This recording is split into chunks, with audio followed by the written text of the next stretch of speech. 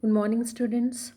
I, Sabia Parveen, your chemistry teacher, would like to welcome you all once again to the online session of class 10th chemistry.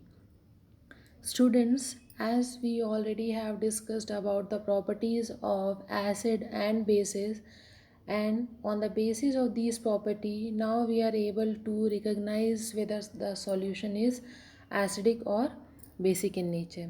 But here we have one more thing. With the help of this, we can easily identify the nature of the solution, that is indicator. We already know about the indicator. Here we have one more type of indicator, that is called to be as universal indicator, that is pH. pH is what? It is the potential. Here with the help of this pH we can measure the potential of hydrogen. This universal indicator, it has a combination of number of indicator on that, and with the help of this indicator we can know the pH of different type of solution. Here it ranges from 0 to 14. First, we know the definition of pH, that is pH of a solution is the magnitude of the negative power to which 10 must be raised to express the hydrogen ion concentration of the solution in mole per liter. We can also define pH as the negative logarithm of the hydrogen ion concentration, that is called to be as pH of a solution. As I told you people that pH, it is a strip of paper in which we have ranges from 0 to 14.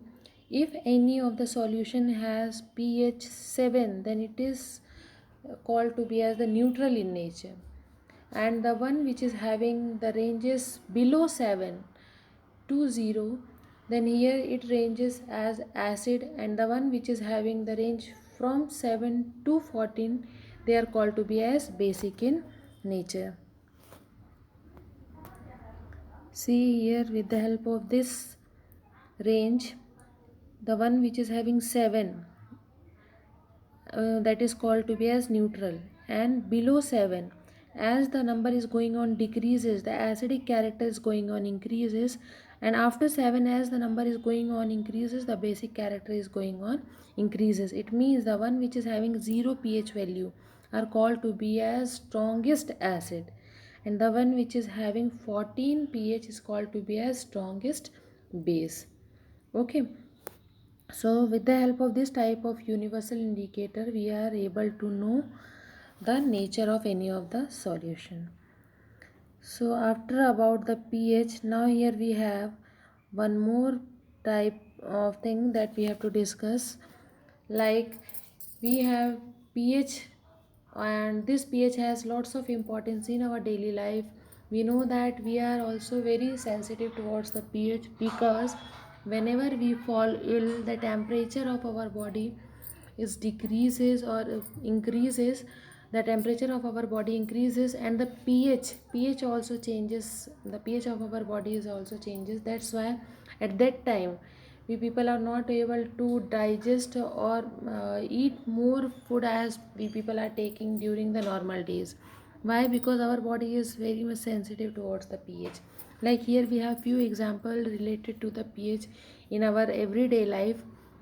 Human being, animals, we all, human being, animals or plant, they all are very sensitive towards the pH. Let's take example of animals, or we can also take example of insects also.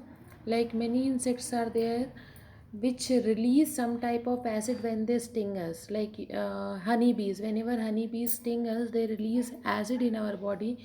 That's why we feel very much of pain, or we feel itching. So to avoid this type, or to get relief from this pain, we should apply some basic substance on that to make the acid, or to make this substance neutralize. Then we will get relief from the pain. Or when any ant also bite us, or ant also sting us, these ant also release some type of acid in our body, and because of this acid only we again feel some type of irritation, or we feel some itching. That's why here also we have to apply the base which is available at our home, that is baking soda.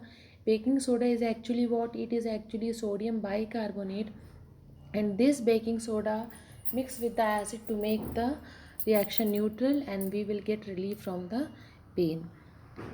Second thing, some plants also have very small fine hairs over their leaves, and when we touch these plants or leaves accidentally, these leaves they just touch our skin, and we feel some type of itching in our skin. And here also, because these hair it also has some acid on that, and because of this acid we feel irritation. Again you need to make the reaction neutralize by adding some bases on that. Okay, here we have one more type of the bee, that is called to be as wasp bee. This wasp bee, whenever this wasp bee sting us, they release base into our body.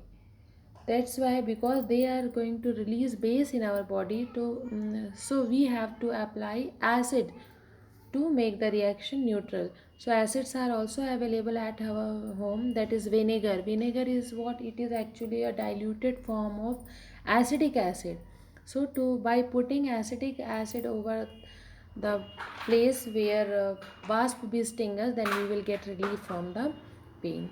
So plants, animals, human beings, we all are very sensitive towards the pH. We can also take example of soil. We know that when the the acidity of the soil increases, then the soil is no more fertile. It cannot produce as much food grain as earlier because of the more acidic content. And why it get acidic? Because of the acid rain. So here also we need to make the soil neutral by adding some base on that. Tooth decay caused by acid. Here also our saliva, before washing or before brushing our mouth, the saliva, when we waked up, the mouth or the saliva, it has the pH value 5.5, and that is acidic because it is less than 7. So here the pH is 5.5. So to make our saliva neutral or to make our mouth neutral, here there is need to brush our teeth with a toothpaste having base on that. Okay, that's why we are cleaning our teeth with a toothpaste. These all are the importance of pH in our daily life. Now moving forward, we have salts. As we have discussed about the acid and bases, now we also know that combination of many type of element give rise to many type of compounds. These compound may be acidic, these may be basic, or they may be salt. Okay, or they may be neutral, but these all things we are going to discuss later. But here we have to discuss about the salt. What do you mean by salt and how these salt form? So actually salt is what? Salt, it is a combination of acid and base, and these salts are ionic compound. Ionic compound means they have ions on that. It has the ions of acid also, it has the ions of base also, means it is a combination of positive and negative ion both. That's why it is called to be as salt. More number of positive ions and negative ion make it depends on the type of salt, whether it is a weak salt or a weak acid or weak base, or what is the actual nature of this one. Sometimes the pH of the salt is 7, sometimes the pH of the salt is less than 7 or more than 7. So it depends on the type of acid or base that we are using, that we will discuss later.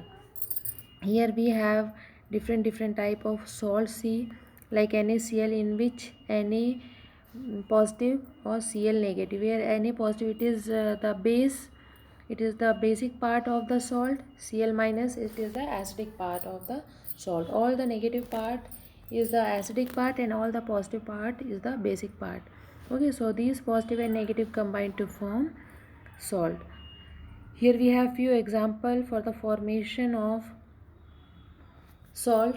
First is by the neutralization reaction, in which acid and bases combine to form salt. Like NaOH, it is a strong base. When combined with hydrochloric acid, that is a strong acid, then it will give rise to salt, that is NaCl, where the pH value of NaCl is 7 by the release of water molecule also.